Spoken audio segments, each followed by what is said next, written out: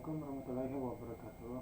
Di video kali ini saya akan melakukan analisa terhadap beberapa gambar untuk menyelesaikan ujian akhir semester di mata kuliah rekayasa perangkat lunak. Sebelum itu saya izin memperkenalkan diri dulu. Nama saya Fadil Firdaus. Saya 230401010 saya dari kelas IF 603. Oke, selanjutnya soal ini telah dibuat dan disusun oleh dosen Ibu Cian Ramadona Hasoltin, Eskom Mkom. Lalu kita lanjut ke gambar nomor 1, yaitu lakukan analisis terhadap gambar di bawah ini. Nah, di gambar 1 ini itu information system and component parts, yaitu gambar ini menjelaskan komponen utama dalam sebuah sistem informasi. Nah, sistem informasi itu yang di tengah ini menerima input atau data mentah, lalu diproses melalui sistem informasi ini dengan berbagai komponen dan menghasilkan output atau informasi yang bernilai. Nah, komponen-komponen ini seperti yang ditunjukkan antara lain yaitu hardware. Hardware itu contohnya seperti perangkat fisik seperti komputer, server, dan jaringan yang mendukung sistem. Selanjutnya ada software, yaitu aplikasi dan program yang memproses data menjadi informasi. Selanjutnya ada data, yaitu bahan baku utama yang diolah oleh dalam sistem.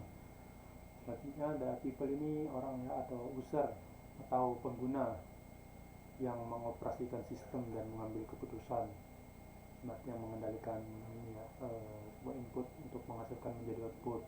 Selanjutnya yang terakhir ada prosedur, yaitu aturan dan langkah-langkah yang mengatur proses dalam sistem. Nah, kesimpulannya sistem informasi ini berfungsi sebagai alat bantu pengambilan keputusan dengan cara mengubah data mentah menjadi informasi yang berguna. Jadi setiap komponen saling berhubungan sehingga kegagalan salah satu dapat mengganggu kinerja keseluruhan.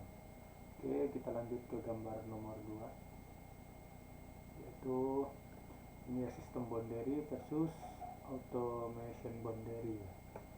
Gambar ini itu memperlihatkan ada perbedaan antara sistem boundary dan automation boundary. Untuk yang pertama saya jelaskan, untuk sistem boundary ini dia membatasi sistem dari lingkungannya. Segala hal yang berada di dalam boundary ini termasuk bagian dari sistem, baik proses manual maupun otomatis. Sedangkan yang automatic boundary ini dia batas bagian sistem yang sudah diotomatisasi oleh komputer. Bagian di luar boundary ini masih memerlukan intervensi manual oleh manusia yang biru. Kesimpulannya, analisis ini menunjukkan bahwa tidak semua proses dapat atau perlu otomatisasi.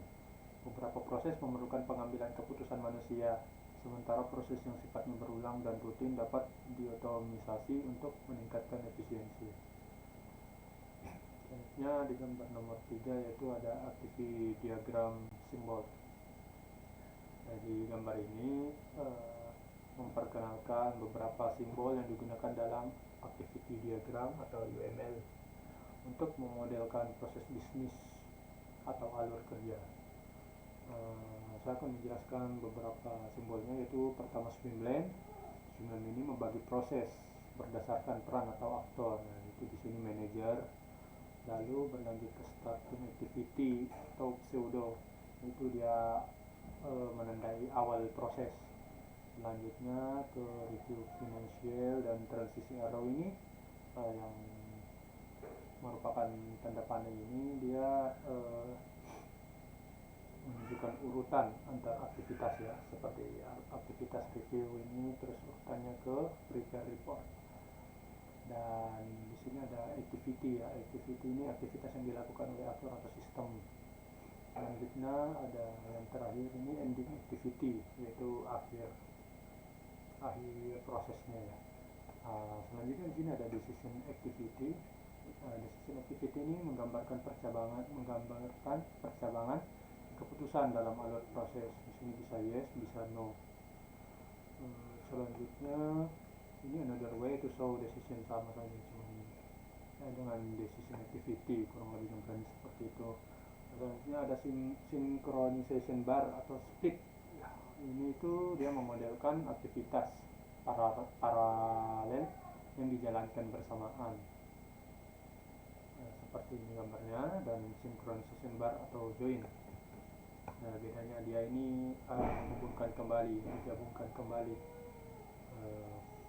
aktivitas paralel yang dijalankan bersama. Selanjutnya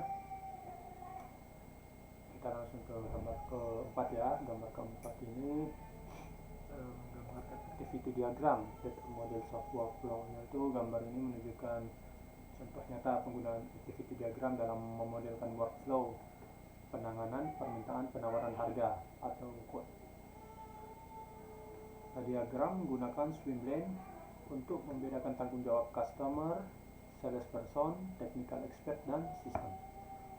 Alurnya ini yang pertama dari customer mengirim permintaan penawaran. Selanjutnya ke salesperson ini dia develop notes of requirement, yaitu mengembangkan catatan kebutuhan. Jika memerlukan bantuan teknis, proses dialihkan ke technical expert. Ke sini. Data kebutuhan dimasukkan ke sistem. Data info sistem kemasukan ke sistem ini. Salesperson melakukan review hasil penawaran. Jika perlu perubahan, kembali ke tahap pengembangan catatan kebutuhan. Di sini review the quote. Lalu jika sudah selesai, customer menerima penawaran sebagai pesanan dan proses berakhir. Accept quote as order. Diagram ini memperlihatkan bagaimana aktivitas manual dan otomatis saling terhubung, serta bagaimana keputusan dapat mempengaruhi jalannya proses. Dengan pemodelan ini, organisasi dapat memahami peran setiap aktor dan menemukan peluang untuk perbaikan proses. Mungkin itu kesimpulannya dari keempat gambar ini. Itu gambar satu itu menegaskan pentingnya komponen hardware, software, data, prosedur, dan manusia dan sistem informasi. Dan untuk gambar nomor 2 memberikan pemahaman kita mengenai batas sistem dan batas otomatisasi. Gambar 3 ini dan gambar 4 dia sama-sama ya memperlihatkan cara memodelkan proses bisnis dengan activity diagram, termasuk pemisahan peran, keputusan, dan aktivitas paralel.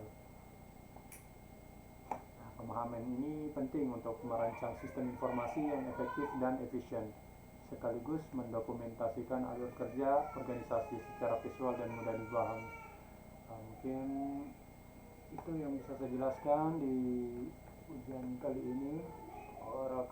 Rekayasa perangkat lunak, ada salah kata, mohon dimaafkan. Sekian saya tutup video kali ini. Terima kasih untuk yang sudah mendengarkan. Saya pamit. Assalamualaikum warahmatullahi wabarakatuh.